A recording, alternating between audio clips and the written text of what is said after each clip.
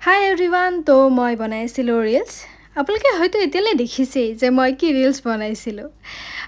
গৰমত অৱস্থা নাই ঘামি জামি একদম কিবাটো হৈ আছোঁ তো তাৰ পাছত ৰিলছ বনাই থাকোঁতে মানে এটা পাৰ্চেল আহিলে পাৰ্চেলটো আচলতে মই একদমেই নাজানো ক'ৰ পৰা আহিলে হঠাৎ আহিলে আৰু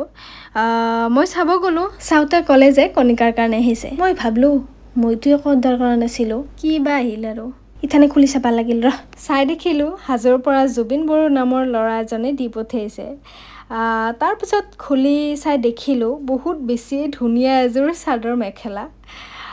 চাদৰটো মোৰ ফেভৰেটেই হয় আৰু আপোনালোকেও যদি কেতিয়াবা মোক গিফ্ট দিম বুলি ভাবে তেনেহ'লে চাদৰ মেখেলাকেই দিব দেই বাৰু সেইবোৰ বাদ দিয়ক ভিতৰত আৰু এটা গিফ্ট আছিল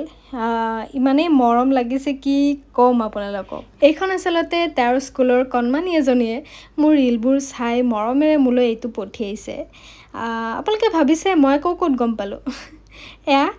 তেওঁ কাগজখনত লিখি পঠিয়াইছে সঁচাকৈ বহুত বেছিয়ে ভাল লাগে যেতিয়া কোনোবাই এনেকৈ ইমান দূৰৰ পৰা মোৰ কাৰণে বুলি এনেকৈ মৰম দি পঠিয়ায় স্পেচিয়েলি মোৰ কাৰণে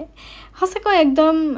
বুজাব নোৱাৰা ভাল লগা মানে Thank you so much Zubeen Bodo for this beautiful gift আৰু মোৰ ফালৰ পৰাও আপোনালৈ আৰু টিকলিজনীলৈ